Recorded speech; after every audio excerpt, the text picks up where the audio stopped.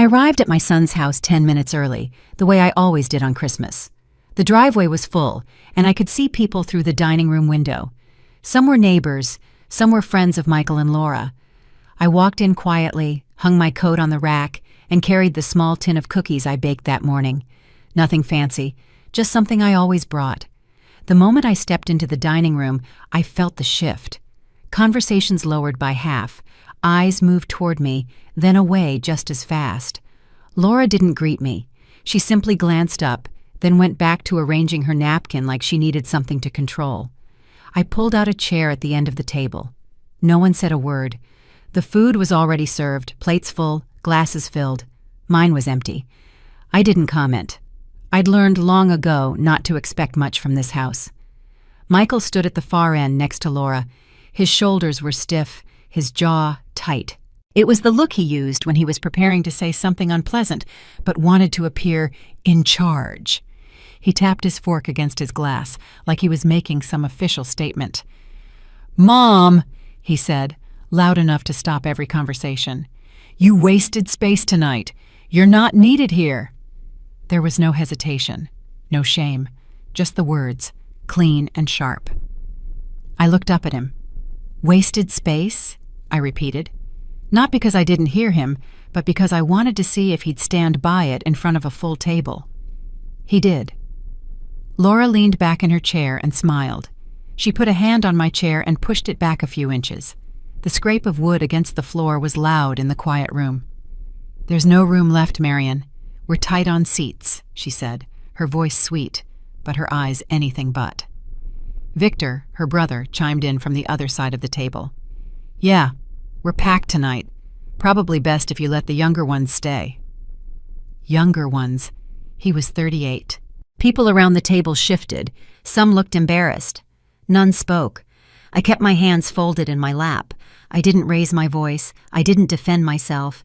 I had learned over the years that silence can be louder than any argument.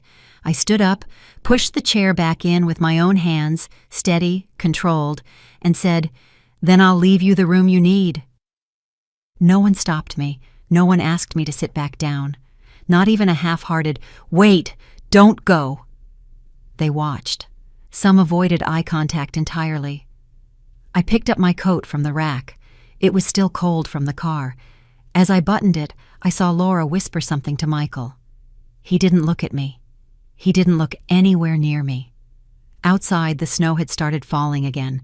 Soft flakes, slow and steady. I walked down the driveway without turning back. The sound of laughter rose behind the closed door, louder now that I was gone. I got into my car, started the engine, and pulled out quietly. The road towards Snowpine was mostly empty. Streetlights reflected off the snow, making the pavement glow faintly. My hands stayed steady on the wheel. My breath didn't shake. I wasn't angry. Not yet. Just very clear. It takes a certain moment in life to realize a line has been crossed for the last time. When I reached my cabin, the porch light came on exactly the way I set it. A simple sensor, but it felt like someone saying, "You're home." I brushed the snow off my coat and stepped inside. The air was cold, but it was my cold, the kind I could warm on my own terms. I set the tin of cookies on the counter and plugged the kettle in. As I waited for the water to heat, I reached for my phone. I hadn't checked it all evening. The screen lit up bright. 35 missed calls, all from Michael.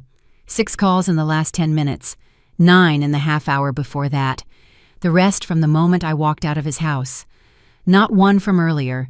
Nothing before he humiliated me. Nothing resembling concern.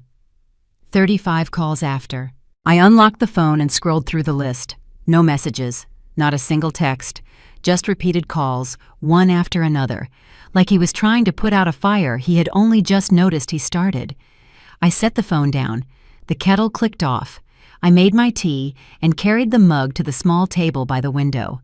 My plate at the dinner table may have stayed unfinished, but I had a warm drink now, and it didn't come with judgment. The phone lit up again, another call from Michael. I didn't answer.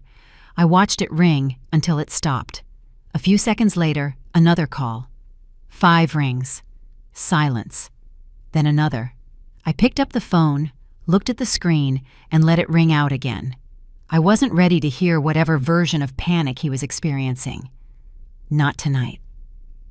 I sat back in the chair, wrapped both hands around the mug, and listened to the snow hitting the window. Steady, soft, predictable. Everything that my son had not been for years. When the phone buzzed again, it vibrated against the wooden table, rattling a little. I turned it face down. The cabin went quiet once more. In that quiet, something shifted in me. Not bitterness, not defeat, something simpler, cleaner. Recognition. They had pushed me out. They had done it publicly, and they expected me to play along with their shame. But I didn't collapse. I walked away. On my own feet, with my own dignity, and now, with 35 missed calls blinking in the dark, it was clear they finally understood one thing. They no longer had control. I took another sip of tea, warm and steady, and looked out at the snow gathering on the trees. I wasn't the wasted space in that room. I had simply been standing in the wrong place. Tonight changed that. I woke up in the cabin earlier than usual, the kind of early that comes after a night of too much clarity. Snow pine mornings are blunt, cold, bright, and honest. I wrapped a shawl around my shoulders and boiled water for tea. The phone was still where I left it on the table, face down. No new calls, no texts, nothing. Whatever urgency Michael had last night had turned into silence. I poured the hot water over the tea leaves and stood by the window. The pines were covered in snow, bending but not breaking, strong, steady, something I could appreciate that morning more than usual. A knock came at the door, light, familiar. I opened it to find Caroline standing there, bundled in her heavy coat, holding a thermos and a brown paper bag. "Breakfast," she said, "and before you tell me you're fine, I already know you're not." I stepped aside to let her in. "You always show up too early." "You always pretend you don't need it," she replied, setting the bag on the counter. She unpacked eggs, bread, and a small jar of jam. "You want to tell me what happened last night?" she asked. I sat at the table. Michael told me I wasn't needed at Christmas dinner, said it in front of everyone. Laura added her usual touch. Victor, too. Caroline stopped slicing bread. "They said it like that? Out loud?" "Yes." She didn't look angry. She looked disappointed, like someone who expected better from people and got the opposite. "And you left quietly, didn't you?" she asked. I did. Caroline put a plate in front of me. "I'm not asking this because I think you're weak. I'm asking because I want to know what you're planning." "I'm not going back there," I said. "They wanted space. They can have it." Caroline nodded once, the way she does when something makes complete sense. "Good. So what now?" "Nothing yet," I said. "Just clarity." Before either of us spoke again, another knock sounded at the door, firmer this time. When I opened it, Ruth McKinley stood there, her coat covered in snow, gloves in her hand. She walked in with purpose, not hesitation. "I heard you're back in the cabin," she said. "I am. And I heard something happened yesterday." "It did," I said. Ruth didn't offer sympathy. She didn't widen her eyes or gasp. She looked at me the way a surgeon looks before making the first incision, direct and sure. "Good," she said. "Now you're ready." "Ready for what?" I asked. "For work," Ruth replied, taking off her gloves. "Real work. Something that strengthens your hands and your mind. I want you at the Snow Pine workshop. The guild is opening a new cycle, and we need steady hands. You've got those." Caroline leaned against the counter, watching me. "See? I'm not the only one saying it." I raised an eyebrow at Ruth. "You think I need a distraction?" "No," she said. "I think you need a space where people see you for who you are, not for what they want from you." That was Ruth. Direct, sharp, no sugarcoating. It was part of why I had always respected her. "What exactly would I be doing?" I asked. "We'll start simple," she said. "Cutting, shaping, working with basic pieces. Wood doesn't lie. It responds to patience, not pressure, and it doesn't care who embarrassed you yesterday." I held her gaze for a moment. She wasn't pitying me. She was offering something solid. "Why now?" I asked. Because yesterday told you everything you needed to know, she said, and because you're not the kind of woman who sits in a cabin waiting for apologies. Caroline smiled. She's right. I took a breath, steady and slow. What time do you need an answer? By noon, Ruth replied. She started putting her gloves back on. If you come, wear warm clothes, and don't worry about skill. Precision comes with consistency. When Ruth stepped back outside, Caroline closed the door behind her, then turned to me. You know you're going to say yes. Do I? Yes, she said, because you didn't walk out of that house to sit still. You walked out to reclaim something. I walked to the window again. The snow had stopped, leaving the forest still and clean. My cabin wasn't big, but it felt honest. It didn't judge. It didn't demand anything. The chair scraping at the dinner table, Michael's voice saying I wasted space. The silence afterward. 35 missed calls. None of it broke me. It clarified things. I'll go, I said. Caroline folded her arms. Good. You need people who value you, and you'll find them there. I grabbed my coat from the hook. Then at 2:00, I'll be at the workshop. Caroline stepped closer. Marion, you know this already. But leaving last night? That was strength, not defeat. I know, I said. She smiled softly. And when Michael calls again, because he will, don't let him rewrite what happened. I won't. Caroline finished her tea and headed to the door. I'll stop by later. I want to see how your first day goes. When she left, the cabin felt open, like the air had changed. Not lighter, just clearer. I looked at the phone on the table, still silent. I picked it up, turned it over, and then put it in the drawer. I wasn't waiting for it to ring. At 2:00, I wasn't going back to the humiliation from last night. I wasn't going back to the version of myself that tolerated it. I was going forward, to the workshop, to the guild, to something that belonged to me. When I reached the Snowpine workshop that afternoon, the parking lot was half covered in packed snow, the kind that crunches under your boots. The building itself looked simple from the outside. Big windows, wooden beams, a metal roof. But I could hear tools running inside. Real work. No pretending. No performance. Ruth was already at the entrance, holding the door open with her shoulder. You're on time, she said. I said I'd be here. That's all I need, she replied. Come in. The warmth inside hit me immediately. Not cozy, but practical. Heaters running, sawdust in the air, noise from machines humming like a steady heartbeat. People were working at different stations, some carving, some sanding, some carrying planks across the room. No one stared at me. No one questioned why I was there. That alone felt different from yesterday. Ruth walked me toward an empty workstation. It had a sturdy table, clamps, a fresh pair of gloves, and a neatly stacked set of tools. This is yours, she said. You keep it clean? You keep it organized. This is your place. I nodded. What do you want me to start with? A table, she said. An evergreen table. Round. Clean lines. Balanced. I looked at her. You're starting me with a full project? Not the whole thing, she said. You'll learn piece by piece, but the end goal is the evergreen. It's a challenge, not a punishment. Caroline, who had stopped by before heading to town, leaned against a post nearby. She learns fast, she said. Ruth didn't turn. Good, she'll need to. I took a breath and looked around the workshop again. No one was laughing behind my back. No one whispering. No one pushing chairs out from under people. Just work, just people focused on their hands and their tasks. Ruth handed me a measuring tape. First lesson, measure without guessing. Guessing ruins wood. I pulled the tape across the plank she placed on my table. 32.5. Good, she said. Mark it. Mark? I picked up a pencil and marked the board. Now measure again. I did. Still 32.5.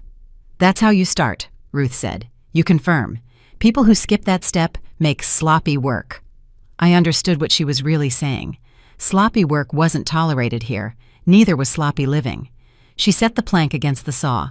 Your turn. Using the table saw? I asked. Yes, I'll stand beside you once. After that, you stand by yourself. I positioned the plank, squared it, adjusted my stance. Ruth nodded once. "You're steady," she said. "Go ahead." The blade cut through the wood cleanly. The sound was sharp, controlled. The cut was straight. Ruth inspected the edge. "Not bad. Do it again." We repeated the process with another plank, then another. Every time I finished a cut, I felt something settle inside me. Not pride, just certainty. Certainty that I could still build something, even after being told I was a waste of space. A few of the younger guild members glanced over occasionally. Not mocking, curious. One of them, a girl in her 20s with red earmuffs, walked over after my third cut. "You knew?" she asked. "Yes," I said. She looked at the plank, then at me. "That's straight, straighter than most of the newbies." "Thank you." She smiled once and walked away. Small moment, but honest. Ruth came back with a sanding block. "Next step," she said. "Smooth the edge." I started sanding, keeping my strokes even. "You're working like someone who's done this before," Ruth said. "I haven't," I replied. "You've lived long enough to understand discipline," she said. "That's close enough." I didn't answer. I didn't need to. For the next hour, I measured, cut, sanded, and organized. Ruth didn't hover, but she stayed within sight, nodding at the right moments, correcting small things without making me feel like a beginner.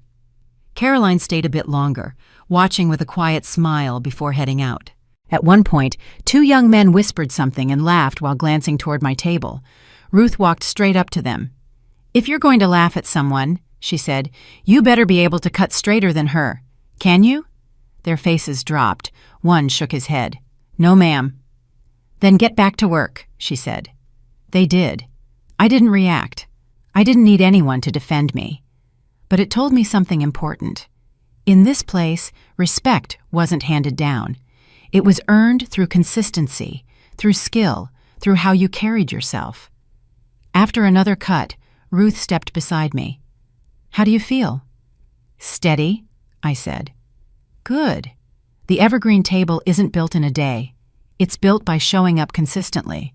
People think talent matters most. It doesn't. Discipline does." "I can do discipline," I said. "I know," she replied. She handed me a cloth to wipe down the station. "Clean up, then take a look around the workshop. This is your environment now." I did exactly that. I wiped the table, put the tools back where they belonged, swept the dust into the bin, and hung the tape measure on its hook. Then I walked around the workshop slowly. People nodded at me, not out of politeness, but out of acknowledgement. A few glanced at my station, at the straight cuts I had made. I didn't preen. I didn't smile to seek approval. I simply kept walking. When I returned to my station, Ruth was waiting with a folded sheet of paper. "Your project outline," she said. "If you commit to it, you'll have something real in your hands." "I'll commit." She nodded once. "Good. Then you're part of the guild now." Not a ceremony, not applause, just a clear statement. And honestly, it meant more than any forced apology Michael could ever give. I hung my gloves on the hook and took a last look around. For the first time in a long while, I was in a place where my presence wasn't questioned, not wasted, not dismissed, not pushed out. This room had space for me, real space, real. When I entered the workshop the next morning, the lights were still warming up. The heaters hummed, but the air had that early morning chill. I walked toward my station, already thinking about the measurements I wanted to review. Then I saw the mess. One of the table legs I had cut yesterday lay on the floor. Not slipped, dropped. A fresh scrape cut across the edge. The clamp on my workstation was twisted sideways, and a hammer I didn't use sat under the table like someone tossed it there. I stopped right where I was and looked at everything carefully. Placement, angles, impact marks. It wasn't hard to read. This was deliberate. Ruth came in a minute later. She pushed the door open with her shoulder, heading toward her bench, until she noticed the damaged leg in my hands. "You finding surprises this morning?" she asked, stepping closer. This was waiting for me. She inspected the twisted clamp, then the hammer. She didn't touch anything yet, just scanned the area slowly. Someone put effort into this. It wasn't an accident. "No," she agreed. Caroline arrived just then, carrying 2 coffees. She handed me one, smiling, until she followed my eyes to the floor. Her expression changed immediately. Who did this? Ruth didn't speculate. She walked straight to the security monitor on the wall and tapped in her code. Let's see who had access last night. We watched the feed in silence. At 11:45 p.m., when the workshop was closed and the lights were dimmed, 2 figures slipped in through the side door. They moved quickly, nervously, checking the corners like teenagers sneaking into a garage. Ruth zoomed in. Laura. Victor. Laura lifted the hammer. Victor hovered behind her, whispering something I couldn't hear. Laura struck the table leg twice. He knocked tools off my stand. She laughed, shoved him, and they walked out as if they had done something clever. Caroline exhaled hard. There it is. Ruth folded her arms.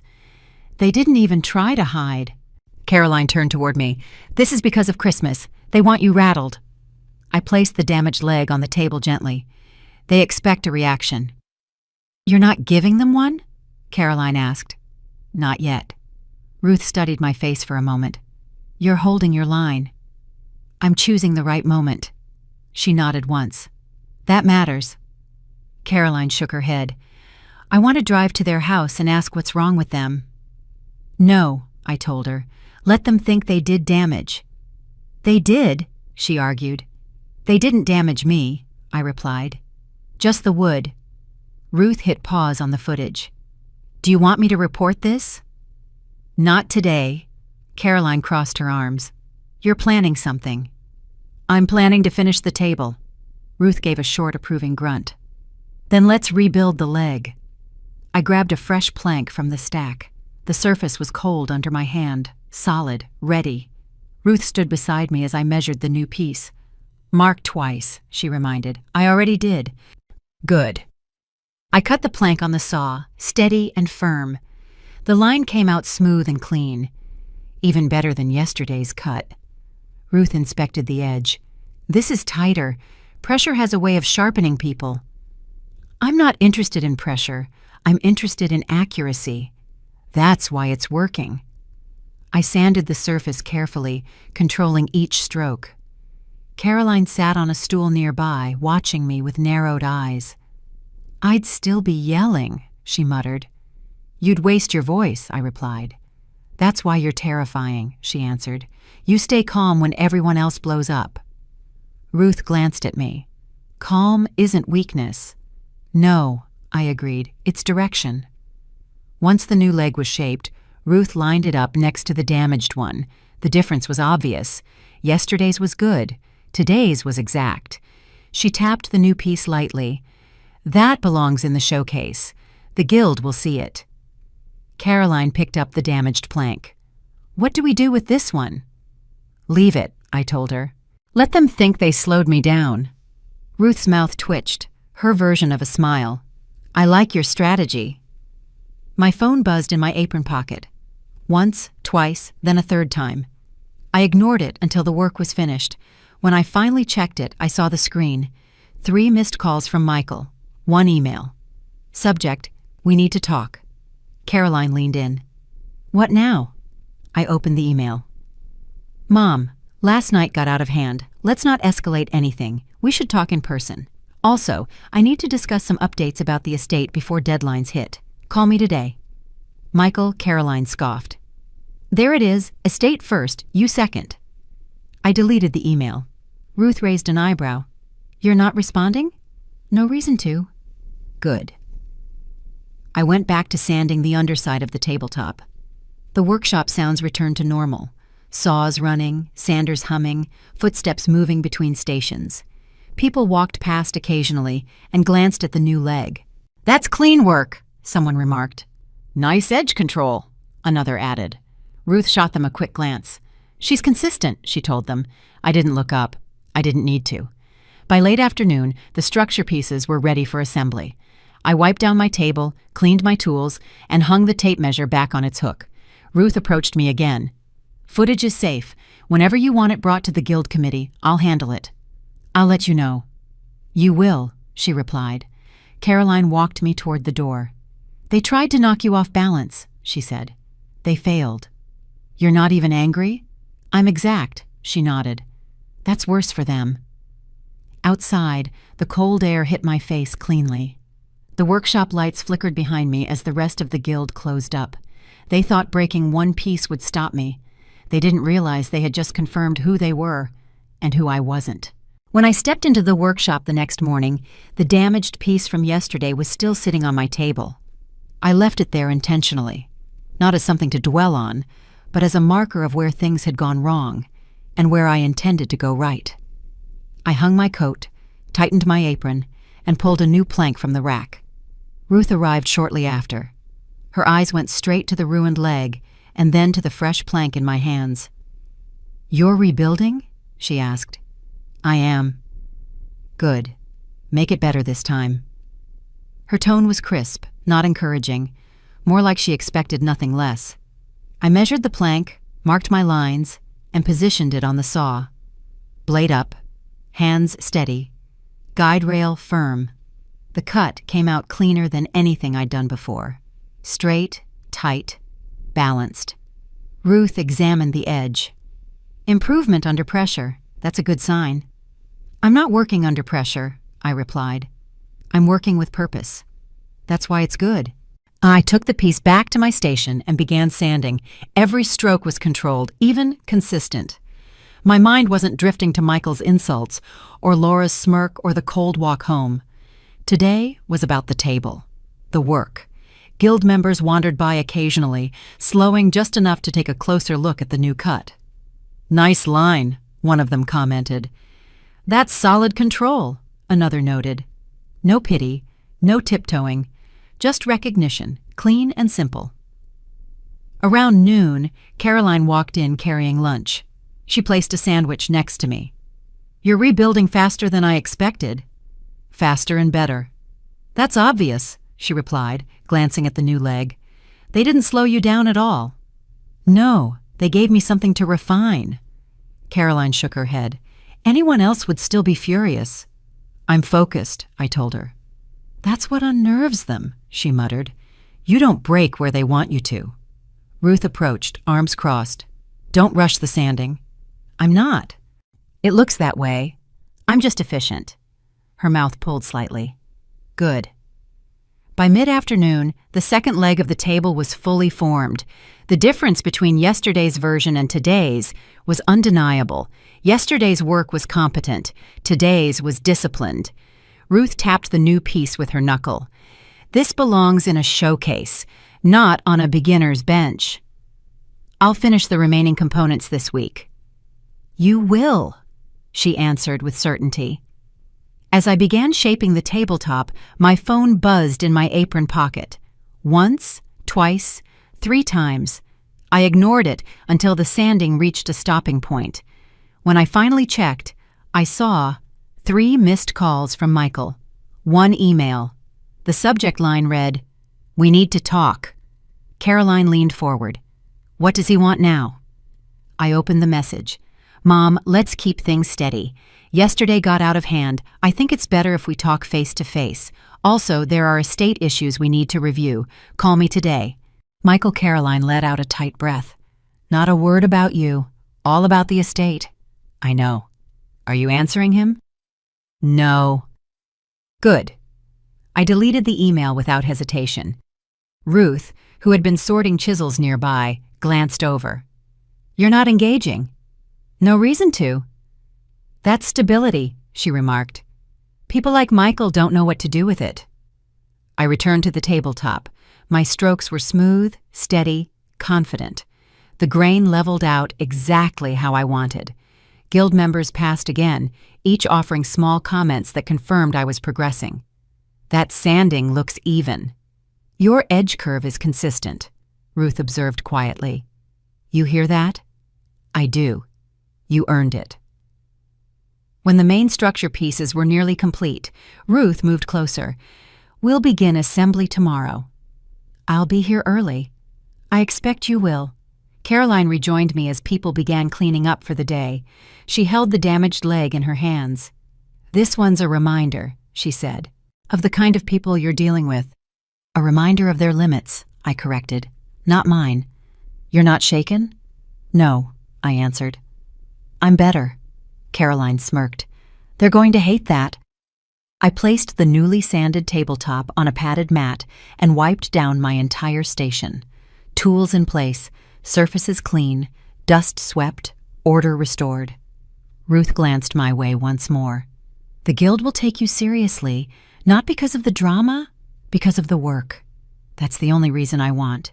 And the right one, she replied. Caroline walked me to the exit.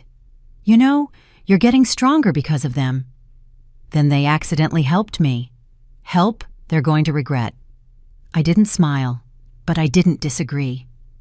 Outside, the air was sharp with cold. The workshop lights behind me faded as the last person locked up. My hands smelled like wood and sandpaper, steady, grounded, busy with something real.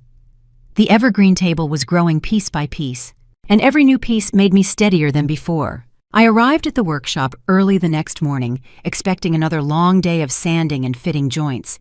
The air felt brighter than usual, not warm, just active, like everyone else already sensed something was moving.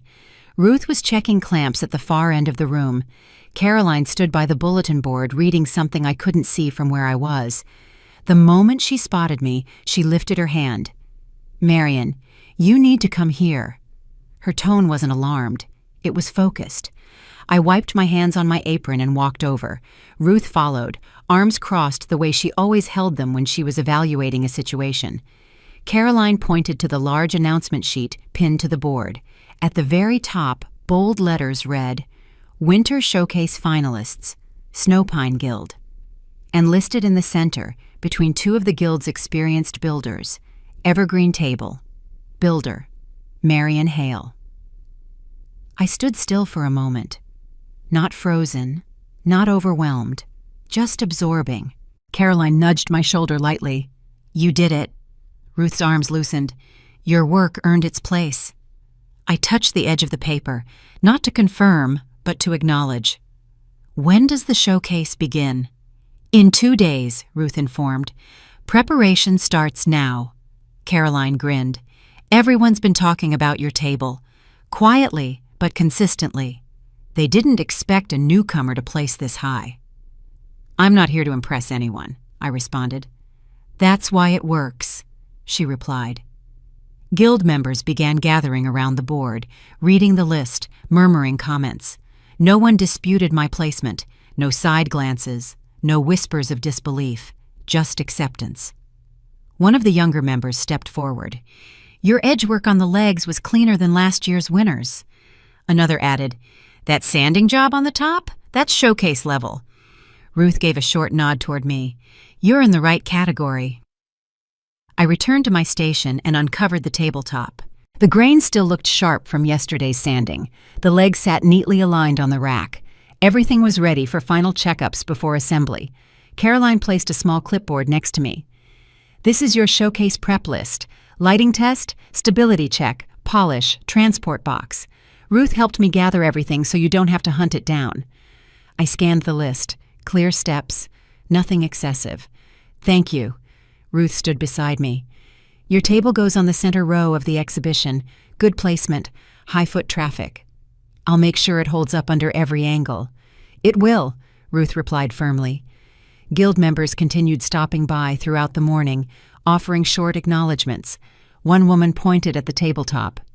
The balance on this piece shows discipline. Another leaned in to check the joints. Your alignment is consistent. That's why it caught the judge's eyes. I didn't respond with excitement, only clarity. The work stands if the foundation is right, Caroline whispered. Journalists will be there, sponsors too. I'm not performing for them. You won't have to. The table speaks on its own. I began the showcase checklist. First step, a final grit sanding on the underside. Ruth watched closely, checking the pressure of my strokes. Even, she noted, intended. She shifted her attention to the legs. These are ready, no corrections needed. Caroline brought over the polish. Last step before fitting everything together. I applied the finish with smooth, confident strokes. The surface responded cleanly. No streaks, no hesitation marks, just the outcome of consistent work. Around midday, Ruth stepped away to answer a call. When she returned, she tapped the table lightly. "You'll want to hear this." Caroline raised an eyebrow. "What happened?" "One of the showcase sponsors contacted the guild," Ruth explained. "They asked about you specifically." Caroline blinked. "Already?" "Yes." I paused. "Did they mention why?" "They watched some early footage the guild released," Ruth replied. "Your workmanship caught their attention. They want to see it in person." Caroline smirked. "You're not even on the floor yet, and they already know your name." "It's the table they noticed," I corrected. "Not me." "Maybe, but you built it," Caroline countered. Ruth placed the transport crate next to my station. "Handle this carefully. Your piece will be moved tomorrow morning." I nodded. "I'll secure it myself." "You should," Ruth replied. "It's earned the protection." Guild members returned to their projects, but the energy around the room had shifted. There was movement, approval mixed with curiosity. Even those who barely acknowledged me during my first week now treated my station with a certain caution, as if the table held weight they couldn't ignore. Caroline watched their reactions with satisfaction. "You feel that? They're recalibrating how they see you." "I'm not here for their opinion." "No, but people reveal themselves when standards rise." I assembled the legs with deliberate precision. Everything aligned perfectly on the first fit.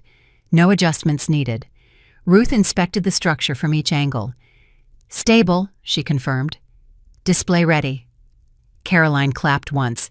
"This is happening. You're officially in the showcase. No one can take that from you." I covered the table with the protective cloth and stepped back.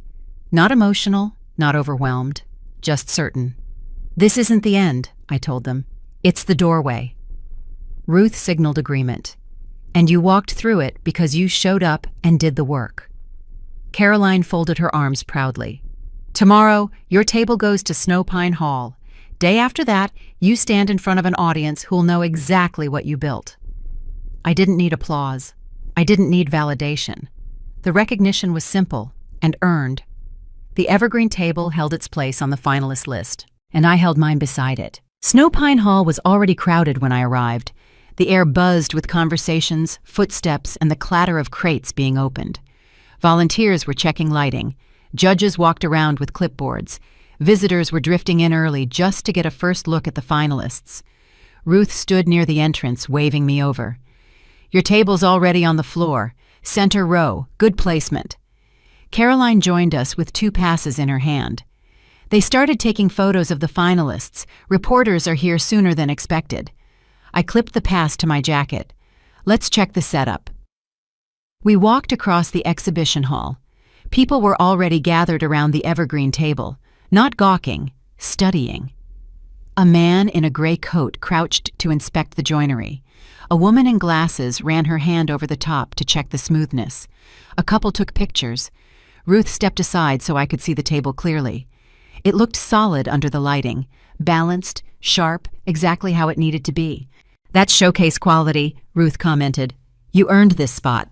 Caroline added, "People are reacting, quietly, but strongly." Before I could respond, Laura's voice cut through the crowd like a blade. "There she is," she announced loudly. "The woman who walked out on Christmas and made a scene in front of her own family." Heads turned. The room didn't go silent, but the shift was immediate. People looked from her to me, curious, unsure what was happening. Laura strutted forward with a forced smile plastered on her face. Victor hovered behind her, looking less confident, but still following her lead. "Everyone," Laura called out, addressing the surrounding crowd as if rehearsed. "I just want to warn you. Marion here has been unstable lately. Ever since Christmas, she's been lashing out, creating stories, leaving the family confused." Caroline stepped closer to me with her jaw clenched. Ruth didn't move, but her eyes sharpened. Victor chimed in. "She stormed out on us. We're just trying to help her, but she's been dramatic and unpredictable." A few visitors exchanged uneasy glances. A judge paused mid-note. I stood straight. I didn't raise my voice. I didn't defend myself emotionally. I just met Laura's eyes. "Tell the full story," I told her evenly. Or don't speak at all. Laura blinked, momentarily thrown off. I am telling it. Then mention the part where Michael shoved my chair away and told me I was wasting space in front of your entire table, I replied calmly. The people near us shifted. Several whispered things like, "He said that to his mother? And that's rough." Victor attempted to regain control. "You're twisting it." "No," I interrupted, maintaining eye contact with him. "You two broke into the workshop after hours and damaged my project the same night. I saw the footage." Gasps rippled through the nearby crowd. Laura snapped her head toward Victor. "She's lying." Ruth stepped forward. "No, she isn't. The security system recorded everything. Guild leadership will be reviewing it." A woman in a red scarf muttered, "They sabotaged her work." A man behind her responded, "That's low, especially during showcase week." Laura looked around, realizing the room wasn't with her. Her confidence wavered. "This is a misunderstanding." Caroline crossed her arms. "Funny how misunderstandings only happen when you're holding the hammer." More whispers, more eyes on them, less sympathy. Victor tugged her arm gently. "We should go." "No," Laura hissed back. "She's making us look—" "You did that yourself," I told her, not raising my voice. "And you're continuing to." She froze, not because of volume, but because there was nothing for her to counter. No emotion she could weaponize, no weakness she could point to. Ruth nodded toward hall security. "Escort them out. They have no authorization to be here." 2 security staff walked up. "We'll take it from here." Laura's face flushed an angry red. "You can't remove us! We're family!" One guard replied, "This is guild property today, and you're disrupting the event." Victor dropped his eyes. Laura kept arguing as security guided them out, but the crowd had already turned away from her. People focused on me again, this time with a different expression. Respect. Not pity. Recognition. A woman stepped forward. "You handled that with more composure than most people could." A middle-aged sponsor added, "Public pressure reveals character. Yours is intact." Before I could respond, the doors opened sharply, and Michael entered. His expression was tense, angry, already looking for someone. When he spotted me, he marched straight across the hall. "What are you doing?" he demanded. "You're embarrassing me in front of the community." The entire row of visitors turned toward him. Judges paused their notes. The nearest couple stepped aside to get a better view. I didn't move. "You embarrassed yourself the night you told me I wasted space." "That was a private moment," he argued, voice rising. "You're twisting it." "You made it public," I replied. "Not me." People around us were fully invested now. One older gentleman shook his head. "Talking to your mother like that? Unacceptable." A woman whispered, "No leadership qualities at all." Michael heard the murmurs. His face tightened. He pulled out his phone instinctively, then froze. An email notification flashed across his screen. Big letters visible even from where I stood. "Board meeting postponed. Leadership concerns to be reviewed." Michael's breath caught. His confidence evaporated. He looked around and realized people weren't on his side, not because of me, but because of him. I didn't raise my voice. I didn't gloat. I only told him, "Respect begins at home." His expression collapsed. The hall didn't clap. It didn't need to. The silence around him was a verdict of its own. My table stood steady behind me, and he stood alone in front of everyone. The tension inside Snowpine Hall didn't fade after Michael showed up. If anything, the air tightened. People had stepped back, forming an unspoken circle around us. My table stood behind me like a steady anchor, but I didn't lean on it. I stood on my own. Ruth approached with the security team behind her. She held her phone in her hand. "Marion," she told me quietly, "it's time." I gave a small nod. Ruth turned to the hall's event coordinator. "Play this on the central display. It concerns guild ethics." The coordinator hesitated for half a second, then lifted a hand toward the tech crew. "Put it on." The overhead screens flickered. Conversations dimmed. Every head turned upward. Then the recording started. Laura and Victor appeared on the screen, walking into the workshop at 11:45 p.m. The hall reacted instantly. Gasps, whispers, shock rippling through rows of viewers. Laura swung the hammer. The footage caught the force clearly. Victor knocked tools to the floor. She laughed. He glanced around nervously. A woman in the audience covered her mouth. "They did that on purpose." Another muttered, "Unbelievable. During showcase week?" A group of guild members stepped closer, their expressions tightening. This wasn't gossip anymore. This was evidence. Ruth folded her arms. "This is exactly what we found this morning." Caroline moved to my side, her presence solid. "They targeted her work. They broke into guild property." The security guards didn't wait for discussion. They moved straight toward the back doors where Laura and Victor had been taken earlier. One guard spoke to the coordinator briefly, then walked off with determined steps. Across the hall, someone whispered, "They're getting banned for this, right?" Another responded, "Easily. The guild doesn't tolerate sabotage." Michael watched the screen from a distance, frozen in place. His posture buckled the moment he realized the entire hall was witnessing what his wife and brother-in-law had done. He looked around for support that wasn't there. He approached me again, but slower this time, almost unsteady. "Why would you show that? You're ruining everything." "I didn't ruin anything," I replied. "Your choices did." He rubbed his forehead. "You should have talked to me first. We could have handled this privately."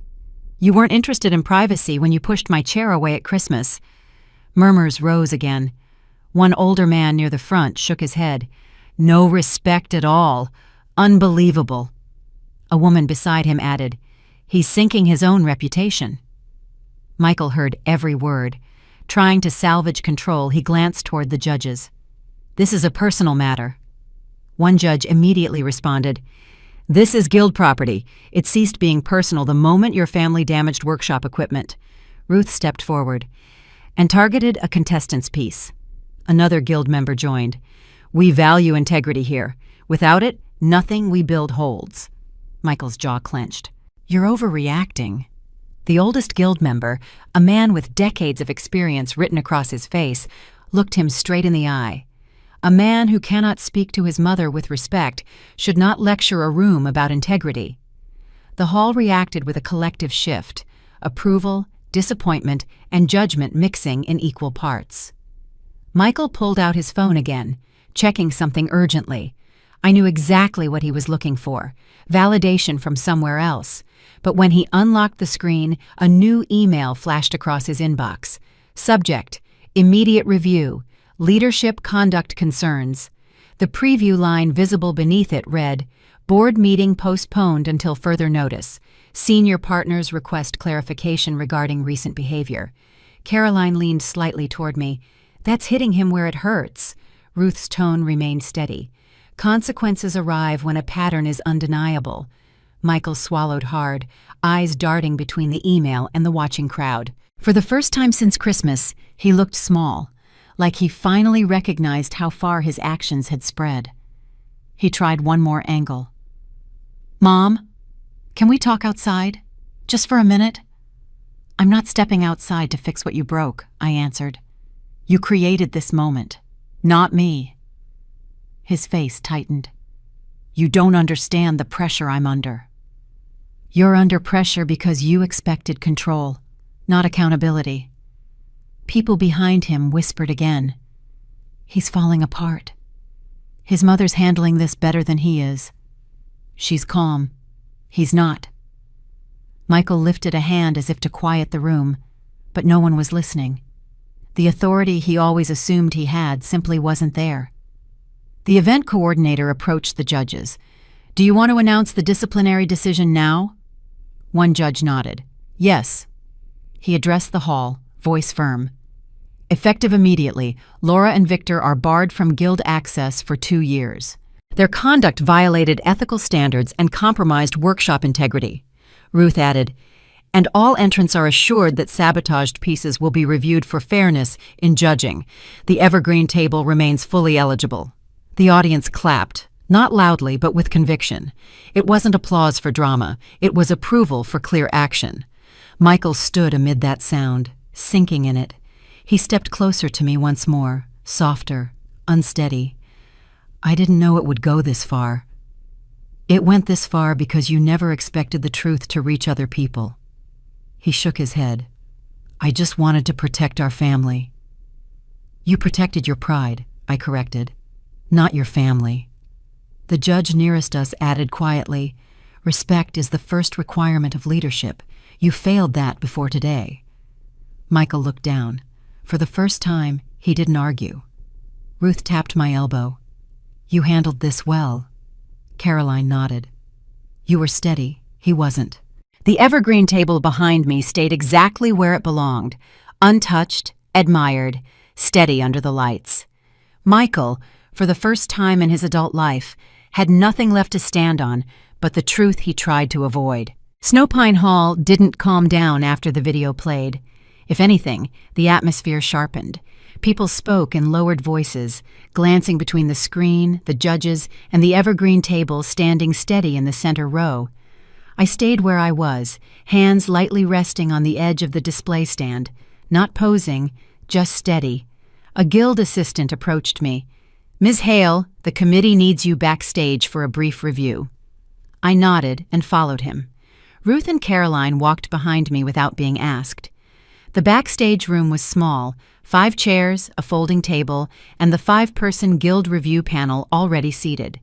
Their serious faces didn't intimidate me. They were simply doing their job. The chairwoman gestured toward the open seat. Marion, thank you for coming. We need clarification on the workshop incident. I sat down with a straight posture. Ask what you need. The youngest panel member leaned forward. When did you notice the damage? This morning. You didn't report it immediately, another added. We want to understand why. I held the footage, I explained, calm and clear. Not to hide anything. I waited because justice requires accuracy, not panic. I didn't want drama to affect the workshop or the community before the showcase. The oldest panelist tapped his pen thoughtfully. You exercised restraint. Most would have gone public right away. Restraint isn't silence, I replied. I simply watched long enough to understand what I was dealing with. A woman on the end asked, You anticipated they might expose themselves further? I anticipated they would act without thinking, I answered. That's what they've done from the beginning. The chairwoman exchanged glances with the others.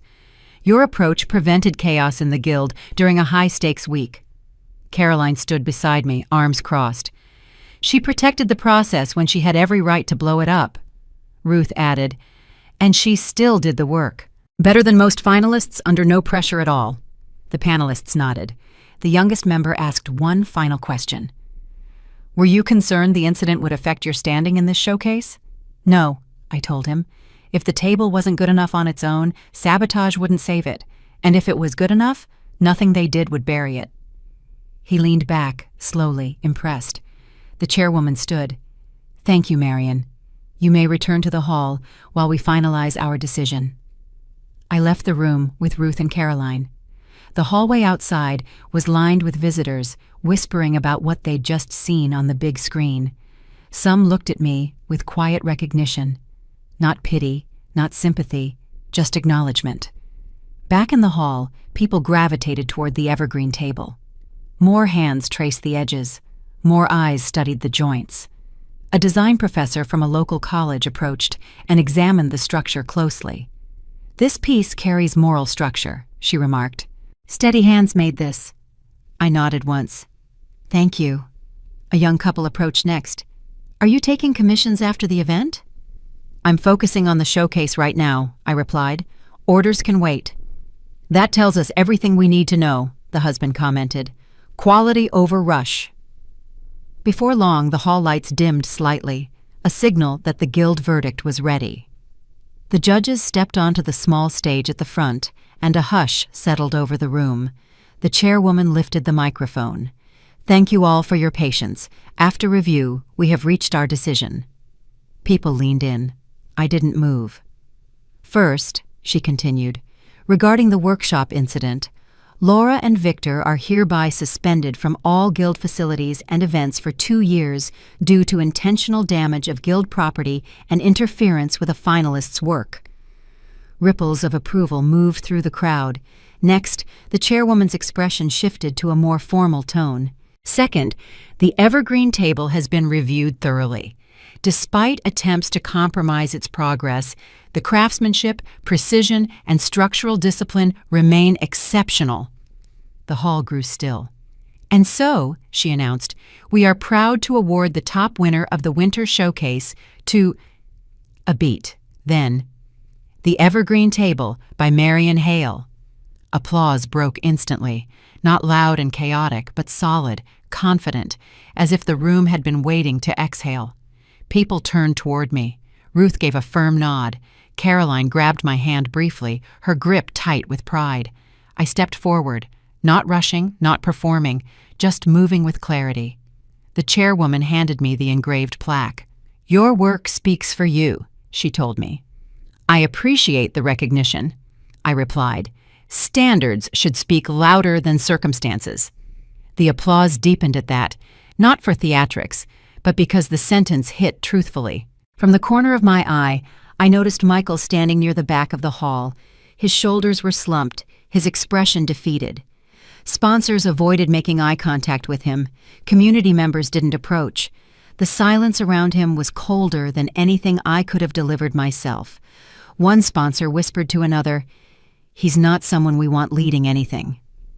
Another replied, "His mother handled this entire week with more professionalism than he has in years." Michael heard it. His face tightened. Meanwhile, visitors and guild members approached me, not to swarm, but to offer brief, grounded congratulations. "You earned it."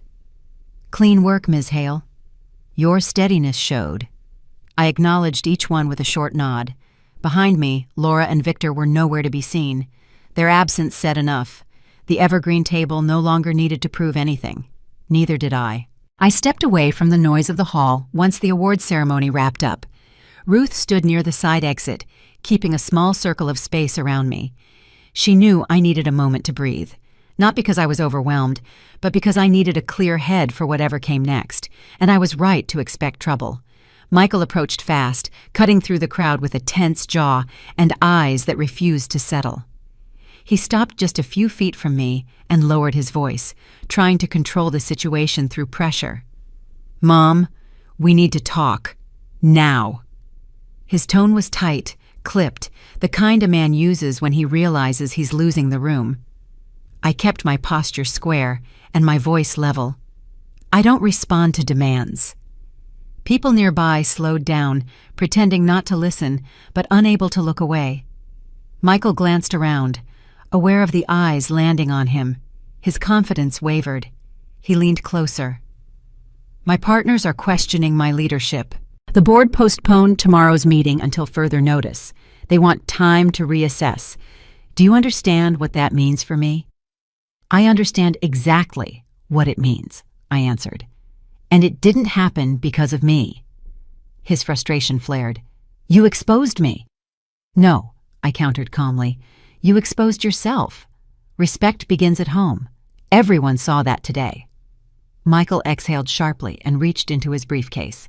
He pulled out a packet of papers, contract length, clipped neatly. He held them out as if they were my responsibility. "This is the co-ownership agreement for your estate. Just sign it. It'll show my board that things are stable." I didn't touch the papers. "My estate isn't a performance prop." "It's not a prop," he insisted, pushing them closer. "It's proof. They need reassurance that I can manage family matters without drama." I held eye contact. "Then you need to learn how to treat family with respect." A couple standing near the door exchanged glances. One of them whispered, just loud enough for Michael to hear, "He's talking to his mother like she's an assistant." Michael's shoulders stiffened. He heard it. He knew others did too. He pressed the papers into my hands, almost pleading. "Mom, please. I'm already hanging by a thread. The board is watching everything. If they think I don't have a grip on this, I could lose my position." "I'm not here to fix your image," I replied, "and I'm certainly not signing anything on demand." His voice cracked, not from emotion, but from losing leverage. "Can we at least discuss it?" "You dismissed me at Christmas dinner," I reminded him. "Right in front of your wife's family. You pushed my chair back. You told me I wasted space. So today, I'm giving you something you never gave me. Clarity. Michael's throat flexed as he swallowed. His eyes darted around the hall again, checking who might be watching. Several people were. They didn't bother hiding it. A soft voice emerged behind me. Caroline stepped closer. "Everything all right here?" Michael tried to muster composure. "We're having a private conversation." Caroline didn't flinch. "Nothing in this hall is private right now." Her steady presence reminded me that I didn't need to carry the weight of this moment alone. I turned back to Michael. "A mother is not a legal instrument," I told him. "You don't get to use me for leverage." His lips parted, but nothing came out. For the first time that evening, he truly looked lost. Ruth moved to my side. "Marion," she murmured, "you don't owe him anything." Michael's frustration cracked into desperation. "Mom, please, you can't walk away from me." "I'm not walking away," I replied. "I'm drawing a line." His face tightened. Shame burned through him as a young couple passed by, whispering, "She's handling this better than he is." I stepped toward the exit, leaving him standing with the unsigned papers. Ruth and Caroline walked with me, creating a small wall of support. Once we reached the cold air outside the hall, I took out my phone. My hands were steady. My thoughts were clear. I typed a message to Michael. Short, direct, undeniable. "Michael, the estate remains under my sole authority. You will not interfere with it again. I still care for you, but I will not tolerate disrespect or manipulation. Take responsibility for your own choices." Mom. I paused for 1 second, reviewing every word. There was no anger in it, only boundaries. Then I pressed send. The moment the checkmark appeared, I blocked his number. One tap, clean, final. Ruth exhaled softly. "That's the cleanest ending you could offer him." Caroline nodded. "You kept your dignity. He has to face his own mess now." I looked toward the hall through the glass doors. Michael stood inside, still clutching the contract he had expected me to sign instantly. He looked smaller than he had an hour ago, not because I diminished him, but because the truth finally caught up to him. I turned away from the scene and tightened my coat. Snow drifted across the walkway. The night felt cold, steady, honest. Ruth placed a hand on my arm. "Ready to go home?" I gave a small nod. "Yes, I'm done carrying what isn't mine." We walked toward the car. Behind us, the hall lights glowed through the falling snow. But I didn't look back. I didn't need to. I had made my boundary, and it would hold. The cafe across from Snowpine Hall was small, warm, and quiet enough for me to settle my thoughts after the long night. Helen held the door for me, and the moment we stepped inside, the scent of fresh coffee wrapped around us. I chose a table by the window, wanting a clear view of the hall in case anything else unfolded. Helen removed her gloves and placed them beside her cup. "You held yourself steady in there," she murmured. "Most people would have cracked." "I spent years learning when to stand still," I replied. "Tonight put that training to use." We hadn't been seated for even 2 minutes before the first person approached. A woman in her 70s with bright eyes and careful posture rested her hand on the back of my chair. "You stood up for every one of us," she told me. "Some of us know exactly what it's like to be pushed aside by our own." Her voice carried experience, not bitterness. I met her gaze and offered a nod. "Thank you for coming over." She squeezed my shoulder gently before moving on. A young family approached next, parents in their 30s with a toddler holding a wooden toy. The father stepped forward. "We'd like to order a full-size evergreen table," he explained. "Your design has the strength we want in our home." I kept my tone even. "I'm honored, but I don't take payments at events or cafes. Leave your contact information, and I'll reach out once my studio schedule is set." The mother lit up. "Of course. We'll support you however we can." After they left their names in my notebook, I glanced at Helen. She smirked gently. "Look at that. You're already booked, and you haven't even opened anything." A couple in their 50s approached next. The wife leaned in a little. We want 2 matching chairs, simple, strong, no frills. We weren't planning to order anything today, but your work and your composure convinced us. I wrote their request down, keeping my handwriting neat. I'll contact you when I'm ready to start. One by one, more locals came. Some only offered encouragement. Others asked questions about the wood, the tools, the finishing process. Not a single person mentioned Michael directly, but many of their expressions told me they understood the full story. A young reporter from the Snowpine Gazette appeared near the edge of the table, adjusting her press badge nervously. "Mrs. Hale," she began, "could I have a short interview for our next issue? Your showcase entry and your presence tonight made quite an impression." Helen raised her brows, silently nudging me to consider it, but I kept my answer steady. "I appreciate your interest, but I don't want attention right now. Let me finish my work before I talk about it publicly." The reporter nodded respectfully and handed me her card. "Whenever you're ready." When she walked away, Helen leaned closer. "You know that would help your new studio launch." "I know," I replied. "But I want the work to lead, not the drama." Helen let out a quiet breath. "That's why people respect you." Eventually, the crowd around my table thinned, and quiet settled again. Snow drifted outside the window, softening the lights from the hall. I sipped the last of my coffee before standing up. "I want to check on the table before the guild moves it," I told Helen.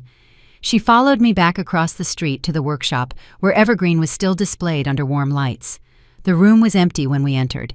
The table sat exactly where the guild had placed it, clean and simple under the overhead lamp. I stepped closer and rested my fingertips on the smooth surface. The grain lines were crisp, honest, unhidden. Nothing about it needed explaining. "This piece carries your discipline," Helen noted quietly, "and your clarity." I tapped one corner lightly to test stability. Solid, level, ready. A few minutes passed in silence, but it wasn't heavy. It was the kind of silence that comes from finishing something the right way. Helen studied me as I circled the table once more. "What's going through your mind?" "That people don't always see you when they should," I answered, "but eventually they do. Tonight proved that." She touched my arm. "You're seen now, Marion." I breathed in slowly, then exhaled. "Yes, I am." For the first time in a long while, recognition wasn't tied to family, obligation, or guilt. It was tied to my work, my choices, my integrity. Before leaving, I checked the edges and joints again, making sure everything met my standard. Then I closed the workshop door and locked it carefully. Outside, the cold air felt cleaner, not lighter, just honest. Helen wrapped her scarf tighter. "What's next for you?" "I'm going to build, with intention, with standards, and without noise." She smiled and linked her arm with mine. Snowpine chose the right woman. We walked toward this parking lot as clusters of people still lingered outside Snowpine Hall, quietly talking about the event. A few waved at me. Others offered nods of respect, not because of what happened to Michael, but because of how I had carried myself. That difference mattered. When we reached Helen's car, I looked back one more time, not at the hall, not at the crowd, not at the chaos Michael created, just at the simple glow coming from the workshop window. "I'm seen now," I whispered, and this time the words felt true. 3 days after the showcase, I unlocked the door of the small building I had rented at the edge of Snowpine. It wasn't large, but it had clean windows, a sturdy floor, and enough space for tools, lumber, and a workbench. It was all I needed. Ruth arrived first, carrying a folded wooden sign she'd finished the night before. She pushed the door open with her elbow. "Ready to hang this?" she asked, lifting the sign toward me. The carved letters were simple and sharp. "Evergreen Studio" by Marion Hale. I ran my fingers over the grooves. "It'll do just fine." Helen joined us a moment later, holding a small step stool and a tin of brass screws. "Let's get it up before people start wandering by." The 3 of us worked together. Ruth lifted the sign, Helen steadied the stool, and I secured each screw until the board sat firm above the entrance. When we stepped back, the morning sun hit the fresh wood just enough for the letters to stand out. Helen crossed her arms. "It looks right, like it belongs here." "It does," I answered, "and so do we." Soon after, neighbors from the community began drifting in. A group of women brought a small bouquet wrapped in brown paper. One of them extended it to me. "We thought your studio deserved a proper welcome," she offered. I thanked her and placed the flowers inside, near the window so they could catch the light. A retired teacher arrived next with a small handcrafted wind chime made from thin wooden pieces. "For the door," she explained, "so the place never feels empty." I tied it to the hook above the entrance. When the breeze moved through, the soft tapping filled the air. It wasn't loud, just enough to remind me that the door had a new beginning attached to it. Once the visitors cleared, I walked back inside. For the first time in weeks, the room was truly mine. No raised voices, no pressure, no one monitoring or interfering, just me, my tools, and the work. I stood in the center of the workshop, taking inventory of everything I'd brought: clamps, chisels, sanders, measuring tape, wood glue, gloves, safety goggles. Ruth had donated a drawer set. Helen had contributed a portable heater. The place felt prepared, even though it was brand new. Ruth leaned against the door frame. "What's on your list today?" "Placing the evergreen table," I replied. "It belongs at the front." Helen moved to help me lift it. Together we carried the table into the studio and set it beneath the wide front window. Sunlight hit the polished wood, revealing every clean line, every joined edge, every carefully sanded surface. It looked like it had been made for this exact room. "I want people to see the work before they see me," I told them. "That's the rule from now on." Ruth tapped the table lightly. "Your skill does the talking." Helen brushed her hands off. "You earned every inch of this place." I walked around the table once more, checking its placement. The room felt balanced, purposeful, honest. A soft knock came from the doorway.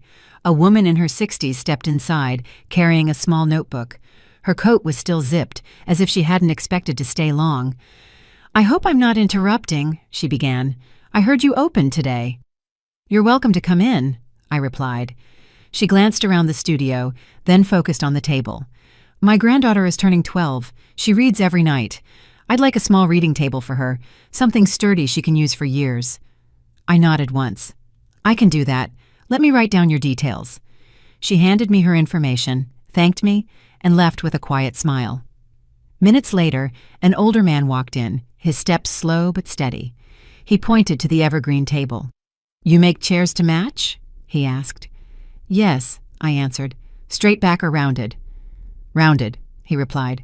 "I want one for my den, something reliable." I took his order as well. He left looking satisfied. Helen chuckled. "You've been open 20 minutes and already have 2 commissions." "That's plenty for a first morning," I replied. "The rest will come when it's time." As the foot traffic slowed again, Helen rested beside the door, studying me. "Marion, do you miss home at all?" I knew what she meant. Not the building where Michael lived, but the idea of family, tradition, and familiarity. "I never left home," I answered. "I left the noise." Helen nodded softly. "That's a clean way to put it." Ruth glanced around the workshop. "You've built something stable. That's more than most people manage after being pushed out of their own space." "I wasn't pushed out," I corrected. "I walked out." They both acknowledged the distinction. The afternoon stretched quietly. I organized tools, labeled drawers, checked lumber inventory, and mapped out a rough schedule for upcoming orders. It wasn't frantic work. It was controlled, deliberate, and fully mine. While I worked, the wind chime rattled lightly whenever someone opened the door. Each time, a neighbor stepped inside for a quick hello, a supportive handshake, or a short compliment for the studio. There was no rush, no pressure, and no expectation beyond sincerity. Late in the day, sunlight settled low in the window. It caught the top of the evergreen table again, making the surface glow. I rested both hands on the wood, grounding myself. 50 years of caring for others had stretched me thin. Today was the first time I stood fully in a space that reflected me alone, my skill, my discipline, my choices. Helen looked over from the heater she was adjusting. "What's on your mind?" "That this chapter makes sense," I answered. "Every step led here, even the hard ones." She gave a thoughtful nod. A couple more neighbors stopped by before closing time, offering well wishes. When the last of them left, I pulled the door shut and the wind chime tapped once more. I stood there for a moment, taking in the sound. Then I smiled, small, steady, certain. "I didn't lose a family," I murmured. I reclaimed myself. Behind me, the studio lights glowed across the room. The sign Ruth carved hung firmly above the door. Orders waited in my notebook. The community stood with me. Growth wasn't loud. It was consistent. And mine had finally begun. When I look back on everything that happened, I realize one thing. Life doesn't always give you the family you hoped for. But sometimes it gives you the strength you didn't know you had. If you've ever felt pushed aside or treated like you didn't matter, I hope my story reminded you of this. Your worth doesn't vanish just because someone refuses to see it. Sometimes the most peaceful chapter starts the moment you choose yourself. Thank you for spending your time with me today. It means more than you know, and if this story touched you even a little, I'd love for you to stay with us. Don't forget to like, subscribe, and share your thoughts in the comments. Your support keeps these stories alive. I'll see you in the next video. Take care of yourself, and don't let anyone dim your light.